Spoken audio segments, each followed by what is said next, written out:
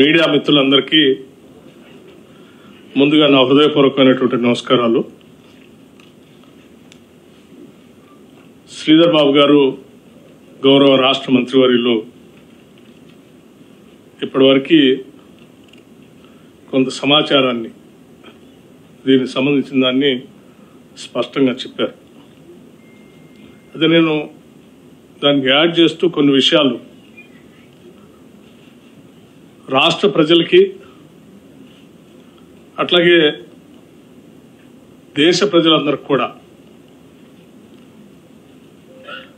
కొన్ని వాస్తవ పరిస్థితుల్ని తెలియచెప్పాలనేటువంటి ఆలోచనతోనే ఈరోజు నేను కానీ శ్రీధర్ బాబు గారు కానీ లేకపోతే శ్రీనివాస్ రెడ్డి గారు కానీ లేకపోతే మాతో కూర్చున్న ప్రభుత్వ విప్ గారు లక్ష్మణ్ గారు కానీ లేకపోతే వెంకట్ గారు కానీ లేకపోతే revenue principal secretary CCLA Naveen Mittal గారు కానీ మేమందరం కొన్ని విషయాల్ని స్పష్టంగా రాష్ట్ర ప్రజలకు తెలియచెప్పాలనేటువంటి ఆలోచనతోనే ఇక్కడ మీ ద్వారా ఈ సమావేశాన్ని ఏర్పాటు చేశాం.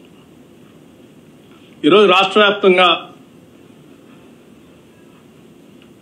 కంచె గచ్చిబౌలిలోని 400 ఎకరాలకు సంబంధించినటువంటి అంశం పైన పెద్ద ఎత్తున చర్చ జరుగుతాం. సోషల్ మీడియాలో సర్వే నెంబర్ 25లోని కంచె గచ్చిబౌలి 400 ఎకరాలకు సంబంధించి హైదరాబాద్ సెంట్రల్ యూనివర్సిటీ భూములు, ఆ భూముల్ని తెలంగాణ రాష్ట్ర ప్రభుత్వం యూనివర్సిటీ నుంచి గుంజుకొని దాన్ని రకరకాల ప్లాటింగ్ లాగా చేసి అమ్ముకోవటం కోసం ప్రయత్నం చేస్తూ ఉంది అని పెద్ద ఎత్తున ప్రచారం జరుగుతూ ఉంది. సోషల్ మీడియాలో సర్క్యులేట్ కూడా చేస్తూ ఉన్నారు. బట్ వాస్తవాలు ఏంటో ప్రజలకు తెలియాలి. ఎస్, ఒకప్పుడు 2024 13/1/2024 వరకు ఈ 400 ఎకరాలు హైదరాబాద్ సెంట్రల్ యూనివర్సిటీతోనే ఆ రోజు ఉందని యూనివర్సిటీ వాళ్ళంతా కూడా భావించారు. కానీ 13/1/2024 నాడు ఆనాటి ఉమ్మడి ప్రభుత్వం తెలుగుదేశం ప్రభుత్వం ఈ భూమిని 400 ఎకరాలని యూనివర్సిటీ నుంచి తీసుకొని IMG భారత స్పోర్ట్స్ ఏదో తీసుకొని వస్తుందని ప్యాట్రా, బిల్లీరావు లాంటి వాళ్ళకి ఈ 400 ఎకరాలు ఇచ్చేశారు. ఎలా చేస్తే ఆ 400 ఎకరాలు అలాట్ చేస్తూ, సరే ఇది యూనివర్సిటీ ల్యాండ్ కదా మరి మాకేంటి, మేము అట్లిస్తే ఎట్లా అంటే, సరే ఆనాటి ప్రభుత్వం ఆ 400 ఎకరాలకి ఎక్స్చేంజ్గా అంటే బదలాయింపుగా 397 ఎకరాలు 397 ఎకరాలు 400 ఎకరాలకి ఎక్స్చేంజ్గా బదలాయింపుగా ఆనాటి ప్రభుత్వం 397 ఎకరాలు అదే యూనివర్సిటీకి ఆనుకొని గోపన్పల్లి అటుపక్కన రాష్ట్ర ప్రభుత్వం ఆ యూనివర్సిటీకి ఇవ్వటం జరిగింది. అంటే in exchange of this 400 acres 397 ఎకరాలు అంటే that is also nearing about 400 acres ఆనాడు యూనివర్సిటీకి ఒప్పజెప్పటం జరిగింది. దానికి సంబంధించిన ఆనాటి పంచనామా పేపర్లు కూడా, అంటే రాష్ట్ర ప్రభుత్వానికి సంబంధించిన అధికారులు, రెవెన్యూ అధికారులు, యూనివర్సిటీ అధికారులు కలిసి సంతకం పెట్టినటువంటి కాపీలకు సంబంధించిన సమాచారాన్ని, అంటే రాష్ట్ర ప్రభుత్వ రికార్డ్స్లోనే ఉంది,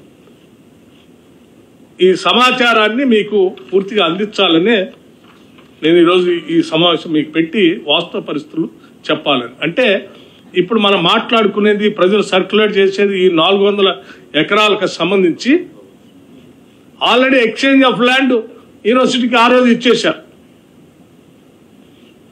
అది ఈ 400 ఎకరాలు ప్రభుత్వానికి అప్పచెప్తున్నట్టు, దాని బదులు ఇంకో 397 ఎకరాలు మేము తీసుకున్నట్టు యూనివర్సిటీ అధికారులు, ఆనాటి రెవెన్యూ అధికారులు ఇద్దరు కలిసి సంతకాలు పెట్టించిన కాగితాలు కూడా మీకు మీడియా మిత్రులకి నేను అందజేస్తాను. దయచేసి ఇవన్నీ వాస్తవ పరిస్థితులు ప్రజలకు తెలియాలి.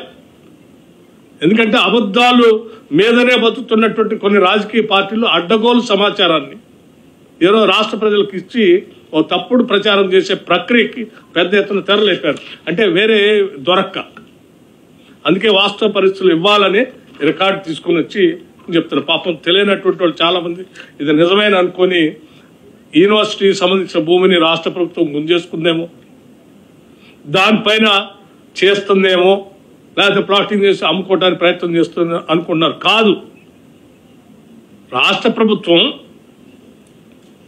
ఆనాటి ప్రభుత్వం సరే ఎక్స్చేంజ్లో ఆ ల్యాండ్ యూనివర్సిటీకి వస్తే యూనివర్సిటీ వాళ్ళు బాగానే ఉన్నారు, వాళ్ళ ల్యాండ్ వాళ్ళకి వచ్చింది.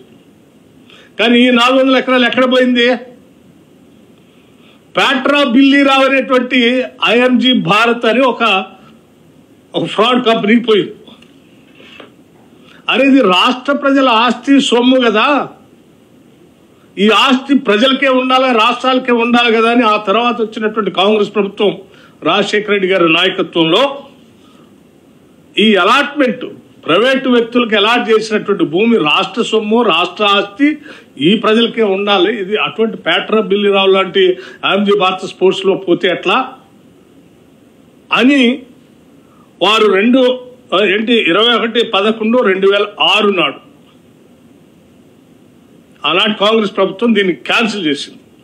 ఎవరికి? ప్యాట్రా బిల్లీరావు ఆ ఐఎంజీ స్పోర్ట్స్కి ఇచ్చిన ల్యాండ్ని క్యాన్సిల్ చేసి ఇది గవర్నమెంట్కే ఉంటుంది, ఇటువంటి వాళ్ళ చేతిలో ప్రైవేట్ వ్యక్తులు పోవటానికి వీల్లేదని తీసుకొస్తే వారేం చేశారు? నాకు ఆల్రెడీ గత ప్రభుత్వం రాసి ఇచ్చేసింది, మీరు క్యాన్సిల్ చేసి తీసుకుంటే ఎట్లా అని హైకోర్టులో సవాల్ చేస్తూ IMG Bharat writ petition number 24781 ద్వారా గౌరవ ఆంధ్రప్రదేశ్ హైకోర్టులో రిట్ పిటిషన్ వేశారు. ఇది మాకే ఉండాలి, మళ్ళీ మీరు క్యాన్సిల్ చేసి రాష్ట్రాన్ని తీసుకోవడానికి వీల్లేదని.